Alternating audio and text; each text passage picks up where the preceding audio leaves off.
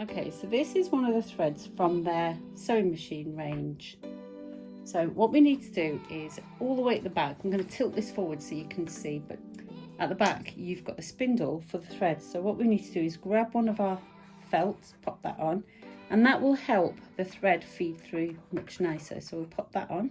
Make sure your thread comes from behind. Okay, so this is one of the threads from their sewing machine range. So what we need to do is all the way at the back, I'm going to tilt this forward so you can see, but at the back you've got a spindle for the threads. So what we need to do is grab one of our felts, pop that on, and that will help the thread feed through much nicer. So we'll pop that on. Make sure your thread comes from behind, so that's coming from in front. So make sure it unwinds from the back. Put the spool cap on, like that. Don't put it on too tight because you want the thread to be able to move a little bit, like that. And I'm going to bring that thread round. What I'm going to do is, because I'm going to fill up the bobbin, I'm going to actually bring the thread round behind this guide here and then around this tension spring. And this is a tension spring that lifts up and applies tension to the thread. So make sure we've got that pulling. Grab one of your bobbins, and then from the middle we're going to push that thread through and grab that thread like that, and just sit that bobbin on the guide like that. Push that towards the guide. The screen now changes to a bobbin symbol. So I need to put my foot down on the pedal.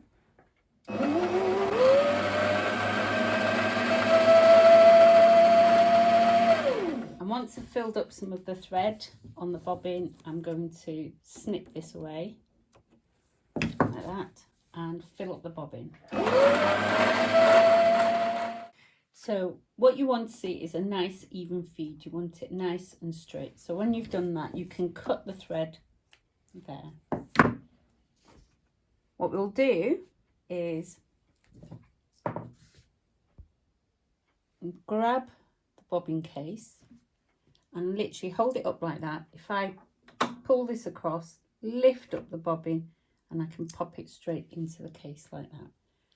And then if I pull on the thread, you can see it goes anti-clockwise. Put that thread through that little slit like that, bring it round, and it clicks into position. And that's ready to go into the bottom of the machine. Let me remove this. Oh, that's quite stiff. Make sure our needle is up at the highest point, and we can push this into there and it clicks into position. And that, we can leave that there like that. Leave the door open for a moment. Now let's just release that thread from that tension disc. So make sure your thread's coming from underneath like that. Bring the thread round this guide here, there, and down this channel here. Scoop it round and lift it up. Now all you need to do is swing the thread round and it catches on this hook. Bring the thread down and then hold your thread like this and swing it around this guide above the needle. And then all we have to do is thread the needle. So I'm going to put the press foot down and just get that through the eye of the needle. Now you can do this way, like that, or we can use the automatic threader.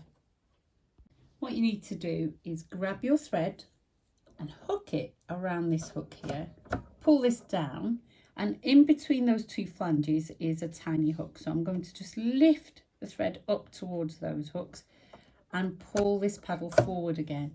And just behind, did you see that loop just catch? And then you need to just pull your thread through until you're back down to one thread. Now the way to pick up this bottom thread, hold onto this top thread, turn the hand wheel towards you, and then when you get the needle right back up again, you can pull the loop up, grab that loop, and again until you get one thread, keep pulling, and there you go.